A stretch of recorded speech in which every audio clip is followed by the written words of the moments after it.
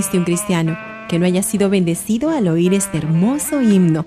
El autor de este himno, George Bernard, nació en 1873 en Columbus, estado americano de Ohio. Tras la muerte de su padre, antes de cumplir los 16 años, ingresó a las filas del Ejército de Salvación.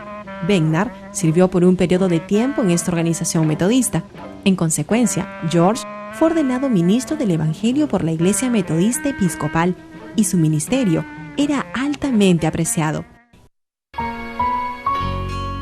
Una vez, después de regresar de Michigan, atravesó por una experiencia que lo hizo reflexionar sobre el verdadero significado de la cruz, basado en las palabras del apóstol Pablo, donde llegó a la convicción de que la cruz era algo más que un símbolo religioso, era el corazón del Evangelio. George Bernard describió la composición de este himno así: la inspiración vino a mí un día de 1913, cuando estaba en Albion, Michigan. Comencé a escribir la antigua cruz de madera. Las notas de una melodía corrió a través de mi mente y las palabras que escribía al principio eran imperfectas. Pero varias semanas más tarde, después de un periodo de oración, la poesía de los versos comenzaron a fluir en mi corazón en respuesta a mi propia necesidad. George Bernard envió una copia del manuscrito a Charles Gabriel, uno de los principales compositores de himnos evangélicos. En ese momento, Gabriel predijo que esta canción iba a ser muy popular. La primera ocasión en que se escuchaba fuera de la iglesia de Pokagon, Michigan, fue en el Instituto de Chicago Evangelista. Allí se presentó ante una gran convención y pronto se hizo muy conocida en todo el país. Este himno acompañó por 45 años de ministerio la vida de Bernard. Durante los mismos, compuso muchos otros himnos, pero ninguno fue tan conocido como este. Sus últimos años los vivió cerca de su ciudad natal, en Ridge City, Michigan. Allí existe una gran cruz con las palabras grabadas: la cruz de madera, hogar de George Bernard, compositor de este amado himno. Bernard falleció el 9 de octubre de 1958, a sus 85 años. Allí Jesús cambió su cruz por su corona, como dice el coro de este himno.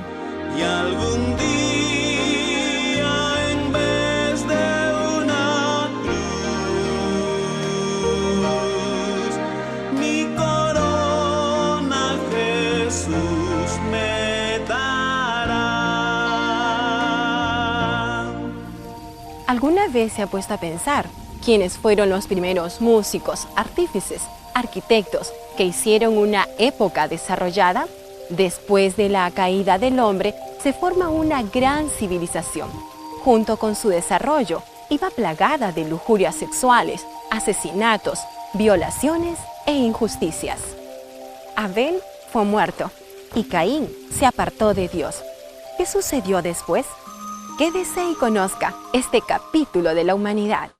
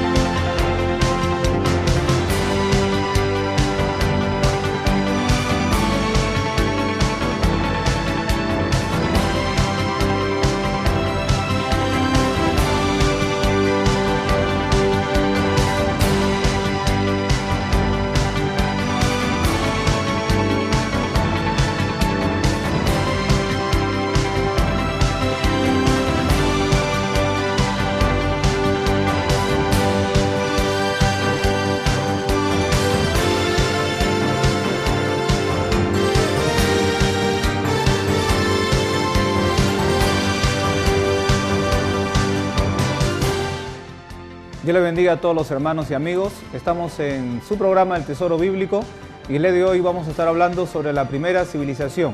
Hemos estado tocando ya el principio de la creación de Dios, también vimos el origen del pecado y ahora vamos a ver luego del origen del pecado la primera civilización de la humanidad. Pastor Luis Mesa. Sí, es importante que empecemos el capítulo 4 hablando de que Adán conoció a su mujer. O sea, Adán tuvo relaciones sexuales con su mujer y en esta oportunidad Dios los bendijo y concibió, ¿no? Concibió Eva y dio a luz a su primer hijo, que fue Caín. Y dijo, por voluntad de Jehová he adquirido varón. Después dio a luz a su hermano Abel, y Abel fue pastor de ovejas y Caín fue labrador de la tierra. La Biblia dice que aconteció que andando el tiempo, que Caín trajo del fruto de la tierra una ofrenda a Jehová. Y Abel trajo también de los primogénitos de sus ovejas, de lo más gordo de ellas. Esto es importante, porque si la Biblia resalta la ofrenda de Abel, fue porque Abel tomó mucha preocupación en llevar una ofrenda muy bonita, muy agradable para Dios. Esa declaración nos da a entender de que una de las cosas que hicieron de que Dios se agradara de la ofrenda fue la calidad de la ofrenda. Exactamente. ¿No? Que Él preparó de lo mejor para Dios. Dios, ¿qué busca una ofrenda? Porque esto es importante. Porque ellos entendieron que debían ofrendar.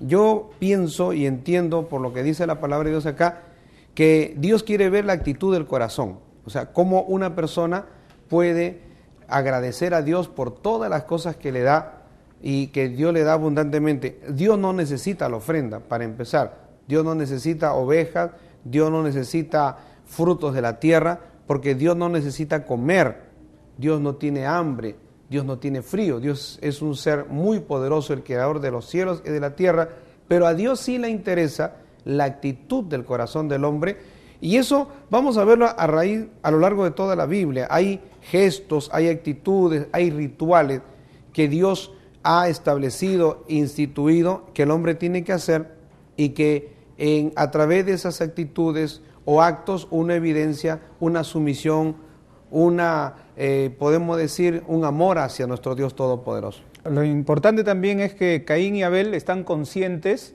de un Dios soberano, que es el que hizo los cielos y la tierra, y que es quien les da el pan de cada día. Y en gratitud precisamente a que Dios los bendice, ellos traen esta ofrenda. Y también ver de que Dios no mira primero la ofrenda, sino primero mira la persona y el corazón, porque aquí lo declara. Dice, y miró Jehová con agrado a Abel y a su ofrenda. Primero vio a Abel, primero vio su corazón. Eso es importantísimo. O sea, él primero agradó a Dios y luego su ofrenda también fue agradable. Y lo mismo con Caín, ¿no? Dice, y no miró con agrado a Caín primero y después y a la ofrenda suya, ¿no? Y eso trajo como resultado de que Dios tuvo que manifestar de alguna manera su agrado por la ofrenda de Abel, y esto trajo como resultado la envidia y la indignación de Caín. Se molestó contra su hermano. Y decayó su semblante. Todos los que pecan, todos los que desagradan a Dios, la consecuencia inmediata es que su semblante decae. ¿No se da cuenta? Hay personas que por un tiempo están bien, están llenos de vida, llenos de gozo, llenos de alegría, porque las consecuencias de estar en comunión con Dios es eso: gozo, alegría, paz y felicidad. Pero cuando una persona peca, luego que conoce a Dios, luego que tiene el conocimiento de la palabra de Dios, decae su semblante. Y eso es importante, porque hay personas que yo conozco, creyentes, que están enfermos, pero que sin embargo tienen un semblante en donde expresan cierto gozo, cierto amor a Dios, y no vemos un semblante decaído, no, opaco, un semblante lleno de cólera, de odio, de envidia, como es el que tenía Caín. Es importante también ver de que la ofrenda es voluntaria, ¿no? No hay aquí un mandamiento específico de Dios. La ofrenda nace de un corazón agradecido, de un reconocimiento a Dios. Y Dios le da una lección a Caín, porque si su ofrenda no fue aceptada en ese momento, pues había una oportunidad de presentar una ofrenda agradable. Por eso Dios le dice: ¿por qué te has ensañado? ¿Por qué ha decaído tu semblante? Si hicieres bien, no serás enaltecido, y si no hicieres bien, el pecado está a la puerta. Con todo eso, a ti será su deseo y tú te enseñorearás de él. Entonces está diciendo que tenga cuidado, porque el pecado está a la puerta y que quiere poseerlo y quiere dominarlo, y que tú debes de tener dominio sobre el pecado. Amén. ¿No? Entonces aquí hay una advertencia de parte de Dios a Caín, diciéndole: ten cuidado que el pecado quiere dominarte, no dejes que el diablo posea tu corazón, tú has presentado una ofrenda que no ha sido agradable ahora, pero si tú haces lo bueno, si tú lo haces bien, yo te voy a bendecir también. Así que tienes la oportunidad. Sin embargo, Caín no oyó la voz de Dios, no oyó la exhortación, la advertencia que Dios le estaba dando, y más bien alimentó un odio contra su hermano que llevó a cometer homicidio y llegó pues a ser el primer homicida en la Biblia. Claro, con engaño llevó a su hermano al campo y estando ellos solos lo mató a su hermano, y entonces inmediatamente las consecuencias del pecado. Dios le dice a Caín, ¿dónde está Abel tu hermano? Y él respondió, ¿soy yo acaso guarda de mi hermano? O sea, una mentira tratando de tapar el pecado, pero por supuesto que Dios ya lo había visto. Y Dios le dice, ¿qué has hecho? La voz de la sangre de tu hermano clama a mí desde la tierra. Esto me gusta porque esto habla de que no hay pecado, no hay un acto malo, un acto de injusticia que se haya cometido, un crimen de que quede impune. Esa expresión, que la voz de la sangre de tu hermano clama a mí desde la tierra, lo vemos en varias partes de la Biblia, en donde se han cometido injusticias, crímenes, aparentemente se tapó, aparentemente no salió en la luz, pero Dios sí lo sabe y Dios va a tomar justicia. Por ejemplo, cuando Acab y Jezabel matan a este hombre que no le quiso dar la viña, ¿no? A Nabot. Entonces ahí dice, la sangre de Nabot clama. Y en otras partes de la Biblia también vemos que la sangre clama cuando se cometió un acto de injusticia. Y luego vamos a ver las consecuencias también del pecado de Caín, ¿no? Que Dios lo maldice. Sí, y bueno, este es uno de los pasajes más tristes de la Biblia, ¿no? Porque Caín se levanta contra su hermano y le quita la vida. Y esto es como consecuencia, pues, también del pecado. Acá se está viendo las consecuencias de la caída, ¿no? Del pecado de Adán y de Eva. De cómo el mal está en el corazón del hombre, cómo aquí está la simiente, pues, del maligno también haciendo su daño, quitándole la vida a su hermano. Y es por eso Dios declara también juicio contra él, y en vez de arrepentirse, él dice, grande es mi castigo para ser soportado, ¿no? Ahora, Dios puso una señal en Caín para que no lo matase cualquiera que le hallare, y él salió delante de Jehová y habitó en tierra de Nod, al oriente de Edén. Ahora, no es que tierra de Nod significa errante, ¿no? Ahora, esa tierra tomó ese nombre después que Caín estuvo ahí, porque él anduvo errante. Sí, y hay un mandato de Dios hacia Caín, que Caín desobedece, y eso lo estaremos tocando en el próximo bloque. Estamos hablando de la primera civilización que se establece sobre la faz de la tierra, los descendientes de Adán y Eva, Caín, Abel, Set y todos los demás.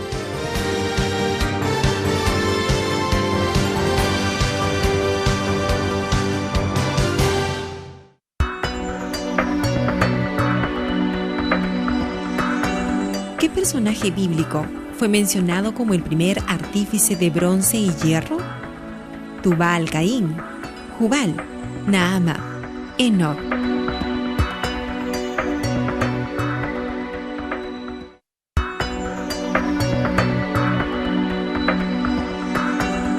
¿Qué personaje bíblico fue mencionado como el primer artífice de bronce y hierro? Tubal-Caín.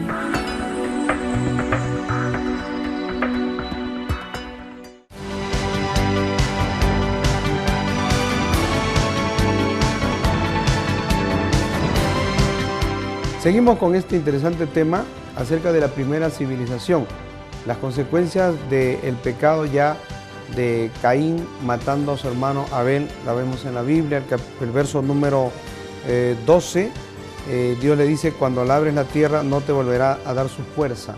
Se repite la sentencia que se le dio también a su padre Adán, y dice, errante y extranjero serás en la tierra. Esa era la orden, no podía establecerse en una ciudad, pero vemos más adelante cómo es que Caín desobedece y, contrario totalmente a lo que Dios le había establecido, Caín se rebela y establece una ciudad. Sí, en el verso 16 dice que Caín salió delante de Jehová y habitó en tierra de Nod, como Dios le dijo que iba a ser errante, por eso decimos que Not, como significa errante, lleva el nombre después, ¿no? No es que había otro personaje allí, al oriente del Edén, y fue allí donde conoció a su mujer, ¿no? Que sabemos, en el capítulo 5, verso 4, dice, y fueron los días de Adán después que engendró a Set 800 años y engendró hijos e hijas, ¿no? O sea, la declaración de Génesis 5:4 es que Adán y Eva tuvieron hijos e hijas. Entonces hubieron muchas hijas, en las cuales entendemos que una de las hermanas entonces fue su esposa de Caín. Y más adelante esto fue prohibido en la ley por una serie de motivos. Y fue así entonces como nace Enoc. Enoc es hijo de Caín. Y aparece que Enoc edifica una ciudad y llama el nombre de la ciudad del nombre de su hijo. Del nombre de su hijo, Enoc, ¿no? Entonces, de aquí vamos a ver que aparece la primera civilización, que es cainita. La primera civilización es cainita, porque a Enoc le nació Irad, Irad engendró a Meujael, Meujael engendró a Metusael, y vamos viendo cómo va creciendo la civilización, y Metusael engendró a Lamed, ¿no? Lamed es el primer bígamo, porque dice, tomó para sí 2 mujeres.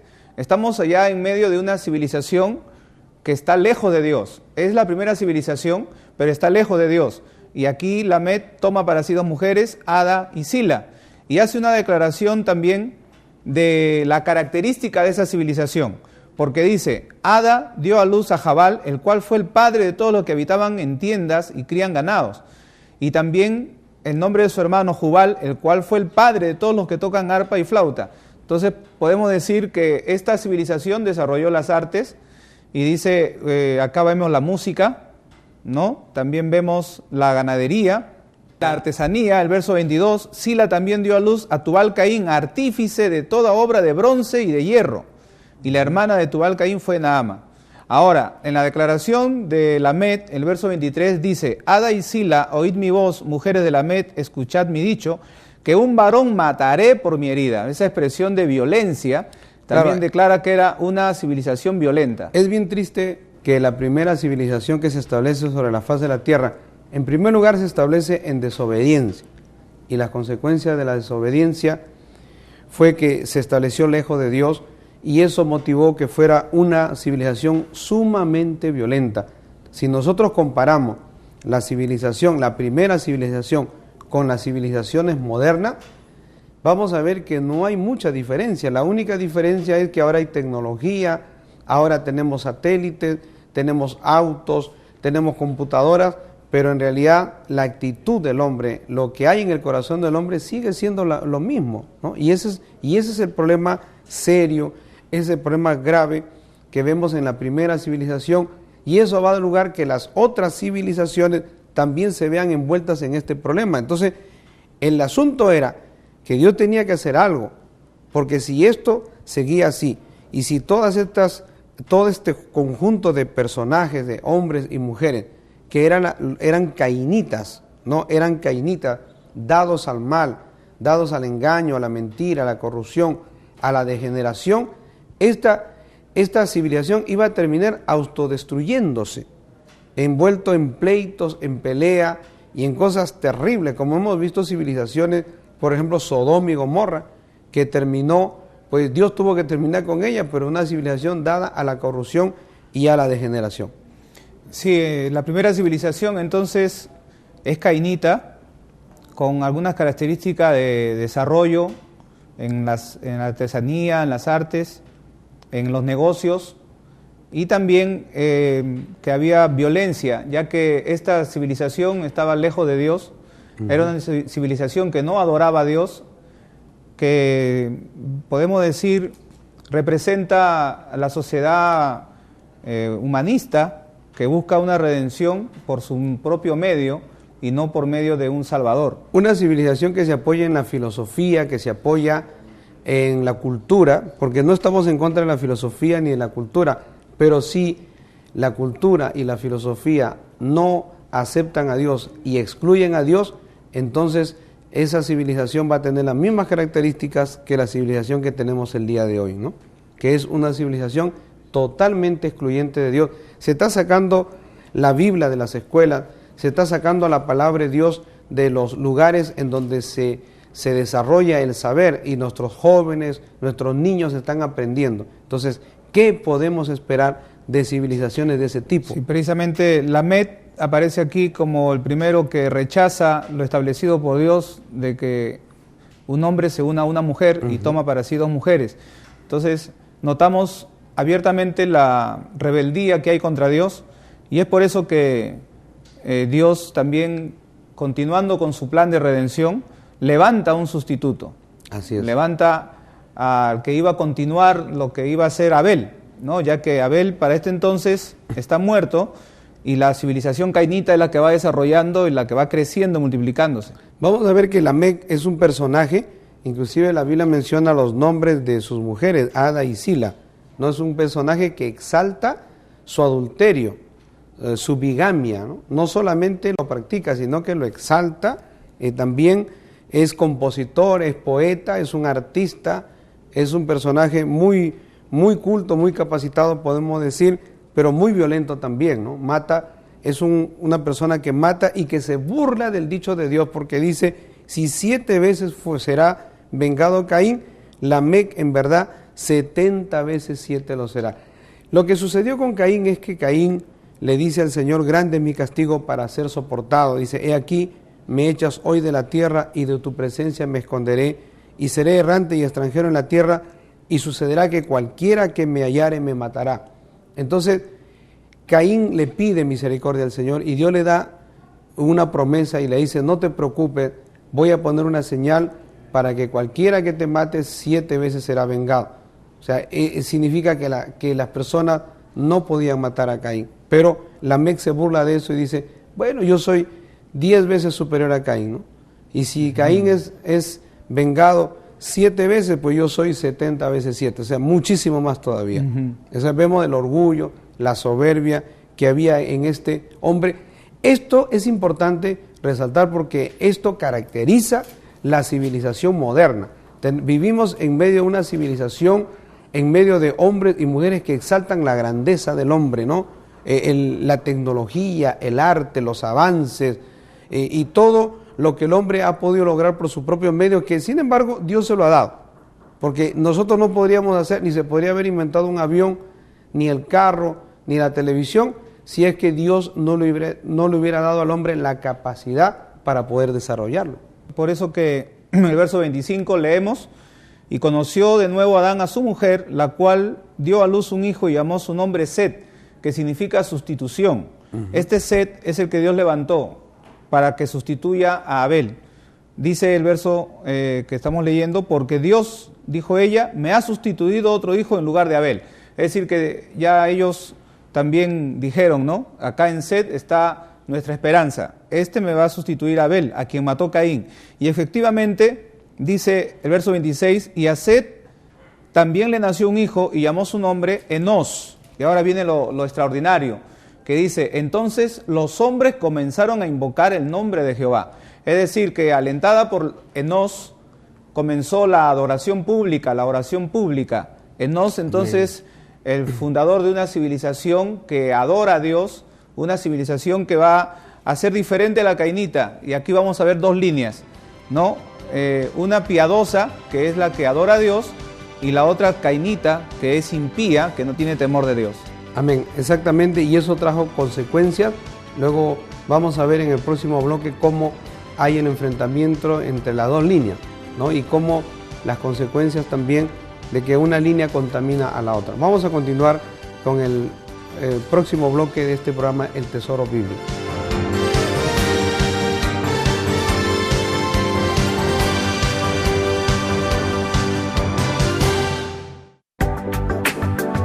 ¿Sabías que Caín fue quien edificó la primera ciudad y llamó el nombre de la ciudad Enoc?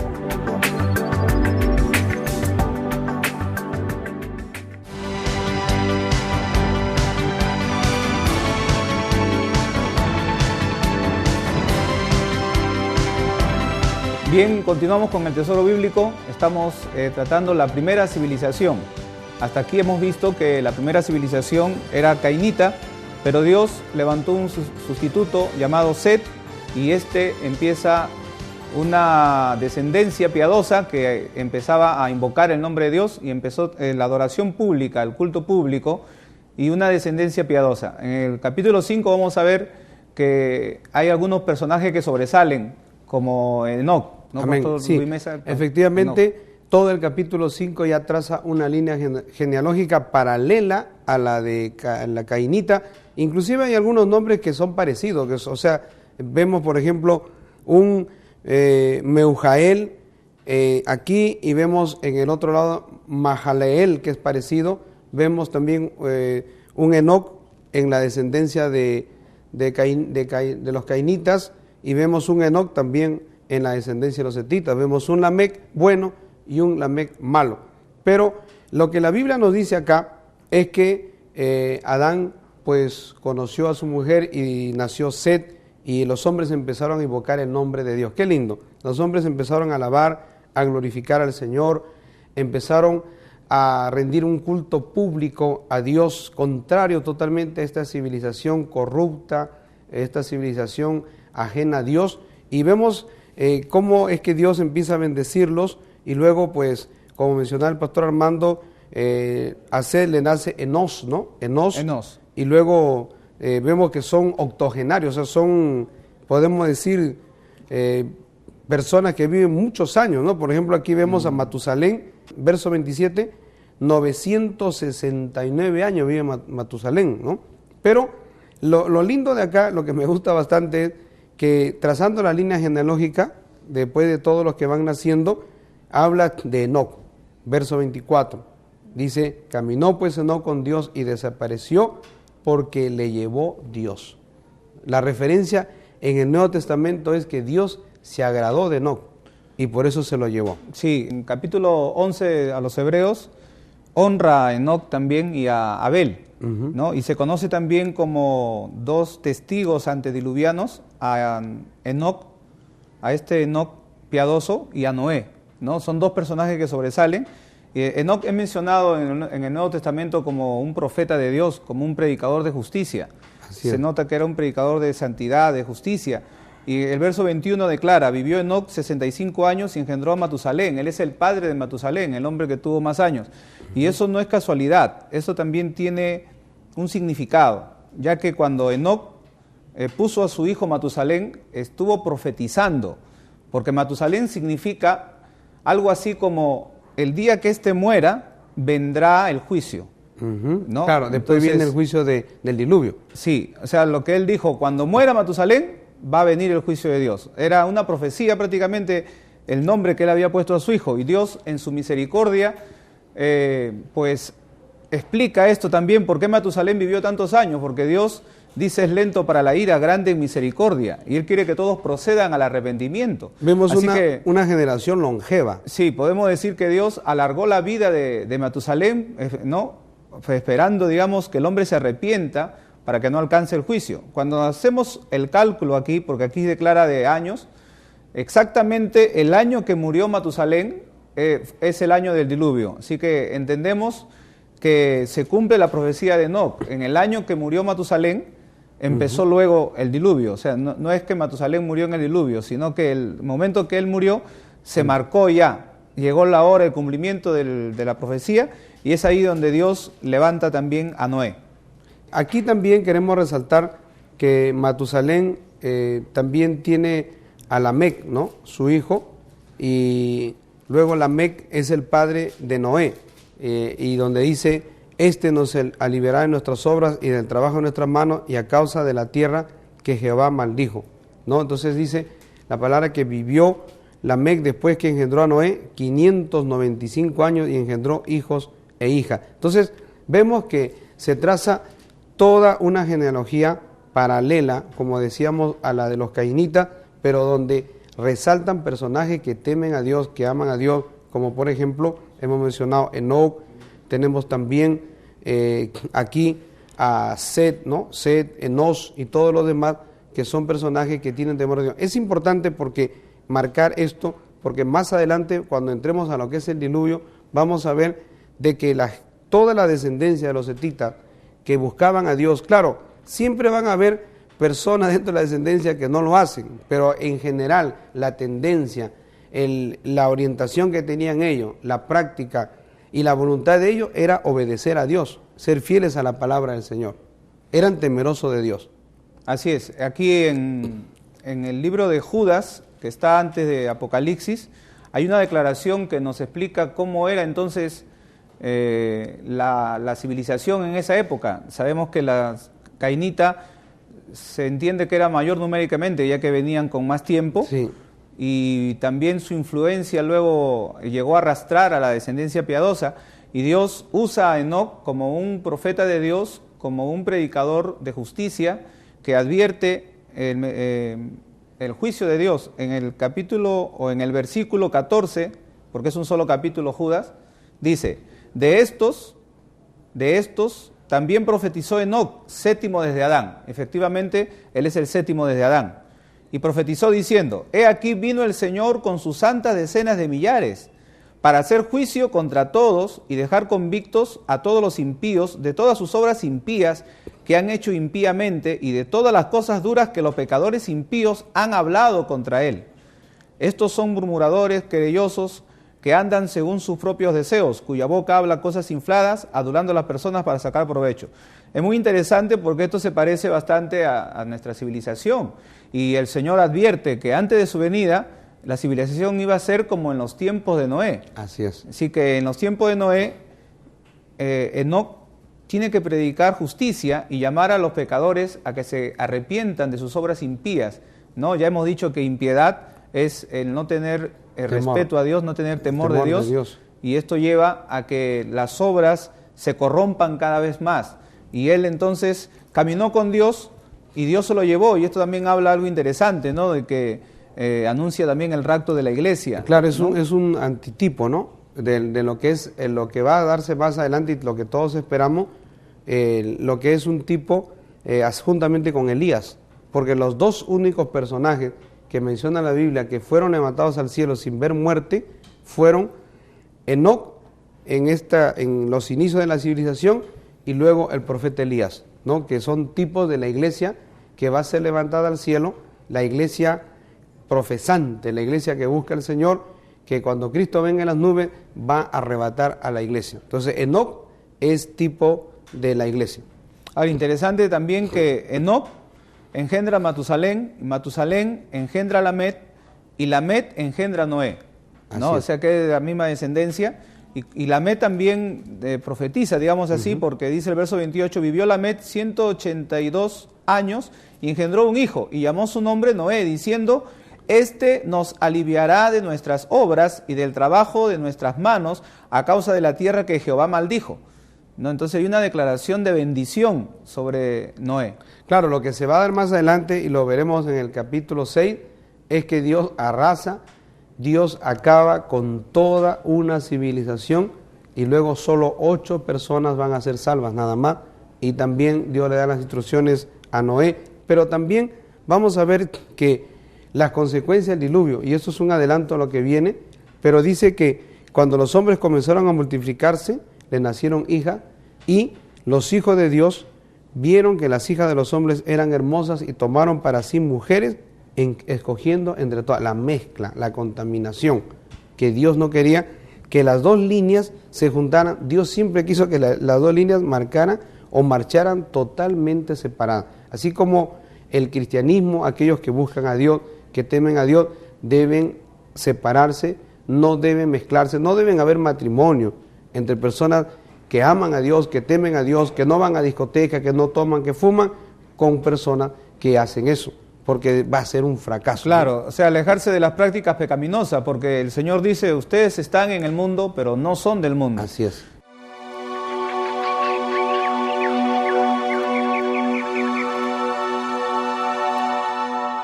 ¿Dónde se dio el inicio de la historia? ¿Las primeras civilizaciones estaban formadas por personas atrasadas? Se cree que andaban encorvados y que con el tiempo el milagro evolutivo los fue formando poco a poco, hasta ahora.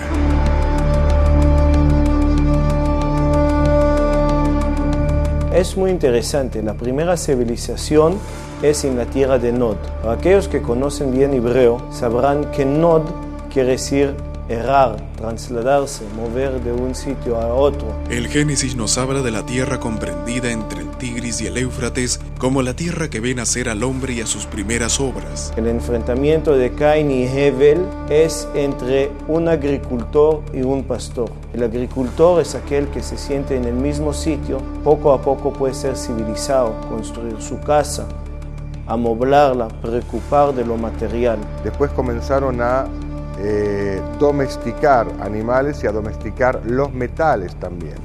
Y eso llevó a que aparecieran oficios, ¿no?, especializados, sintetizando en simplemente 3 nombres ese desarrollo, desde el ser humano nómade hasta el ser humano civilizado, vale decir que sabe utilizar lo que la naturaleza le da y cambiarlo. Los descubrimientos arqueológicos demuestran que la civilización nació en Sumeria, cosa que nosotros no supimos hasta hace un siglo. Para algunos historiadores, la historia de Sumer se subdivide en 4 periodos: periodo presumerio o protohistórico, periodo de los Patesí o periodo sumerio, periodo acadio, periodo neosumerio. Si la civilización viene para que uno se ocupe de lo material, puede convertir en algo muy peligroso, ¿no? El querer de tener, el querer de ganar, el querer de conseguir, puede convertir en un querer de dominar.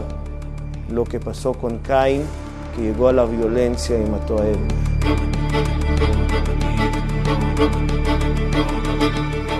Cuando Adán aún vivía, los descendientes de Caín aprendieron el uso del cobre y del hierro e inventaron instrumentos de música. El inicio de la historia humana, la Biblia relata acerca de 2 familias. La familia de Caín, que termina efectivamente con Lemech y sus hijos, los padres de la civilización y la tecnología, y Lemech, el padre de Noah, que es de la familia de Shet, el hijo que ha nacido para reemplazar a Hevel, que fue asesinado. En el periodo presumerio o antediluviano había muchas obras maravillosas de arte y ciencia. La historia de Tubal Caín, como el padre de todos los forjadores de metales, según la genealogía bíblica lo ubica aproximadamente en el año 3500 a.C. y que coincide con el desarrollo de la metalurgia en Mesopotamia. Hasta hace poco se creía que el uso del hierro era desconocido antes del siglo XII a.C., pero en 1933 el doctor Frankfurt del Instituto Oriental descubrió en las ruinas de Asmar, Babilonia, una hoja de hierro que había sido hecha alrededor del 2700 a.C., con lo cual el uso conocido del hierro retrocede unos 1500 años. Pero ese es cuando la tecnología y la ciencia, el desarrollo y lo material trabajan por la espiritual, por tener logros de conocimiento y del saber. Los hijos de Dios, o sea, hombres poderosos, puede entenderse, los poderosos de su época tomaban a las hijas de los hombres. Las 2 características, ¿no?, la espiritual y la más terrenal, ¿no?, la física del hombre, se vieron en conflicto. Y fue, ¿no?, bajando la categoría, porque si Caín mató a Abel, y bueno, sufrió, etcétera, y tú ves después Lemech, ¿no?, que mata a un hombre, a un niño, y viene y todavía se vanagloria pues delante de sus mujeres. O sea, ya no es el Caín que no sabe qué hacer consigo mismo, sino el otro, miren que Mateo, ¿no? Entonces vamos decreciendo. Cuando se adopta la violencia como una costumbre consuetudinaria en una sociedad, uno se va alejando de Dios. Caín, de la palabra Caín, es liknot, tener, obtener, hacer, y en sí no es algo negativo. El hombre tiene que desarrollarse. La tierra se corrompió delante de Dios porque se llenó de violencia. Estos descendientes de Adán poseían capacidades y facultades que no se ven hoy en día. Se tiene conocimiento de que alguna de las costumbres antiguas era de transmitir la historia de generación en generación a través de oraciones verbales para transmitirlo después con toda precisión a sus descendientes.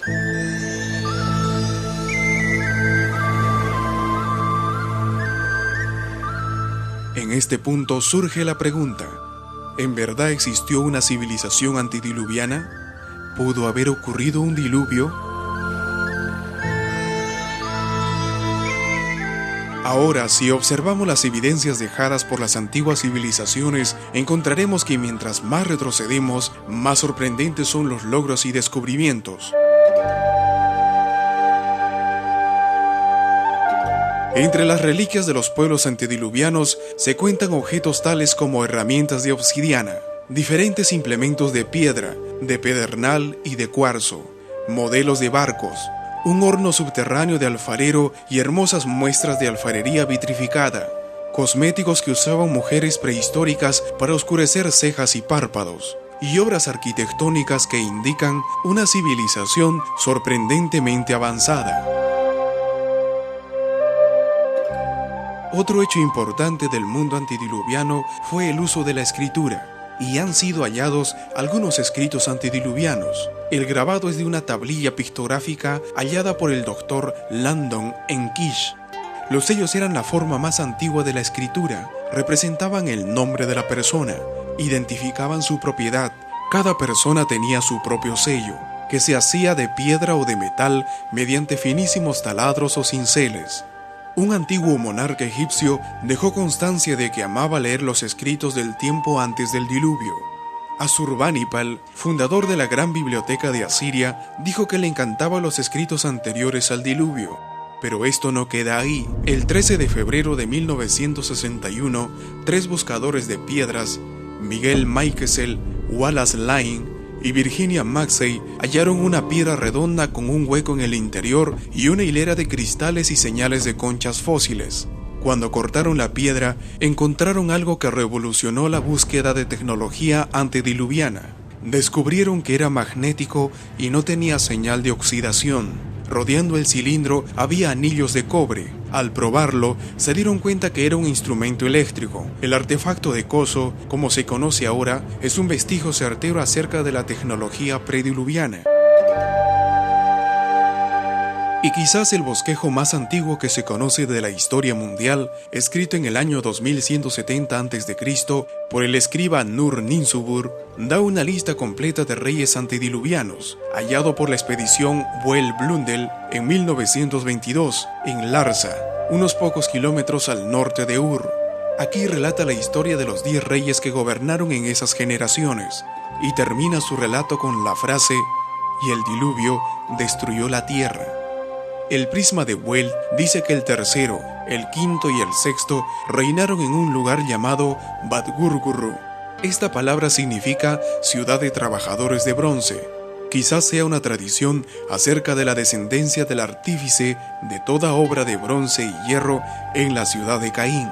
Y nosotros debemos que recordar que encima de los reyes de carne y hueso, y encima de la política, y encima de los deseos de cada líder o otro, está el Rey de los Reyes, que nosotros todos los seres humanos debemos a Él antes de deber a la patria, antes de deber a la familia, antes de deber a nuestros propios valores.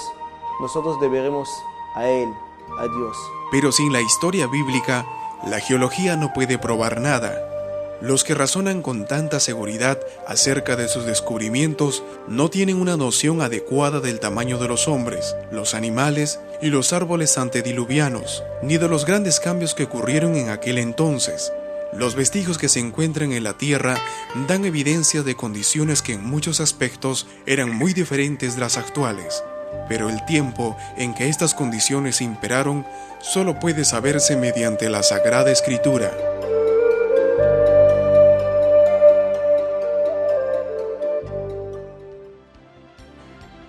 Hemos llegado al final de este programa. Es un programa muy interesante, muy precioso. Esperamos que lo haya disfrutado, nosotros también. Que Dios les bendiga y sigan la sintonía del Tesoro Bíblico. Se produjo un gran crecimiento en la población. El hombre ha quebrantado constantemente todos los mandamientos dados por Dios. Podemos ver cómo el pecado del hombre cae en su generación y se produce el primer homicidio, y se conoce al primer homicida, el cual fue fundador de una civilización caracterizada por violar la ley del matrimonio. Pero Dios, a través de Set, continúa con la promesa de redención para las futuras generaciones.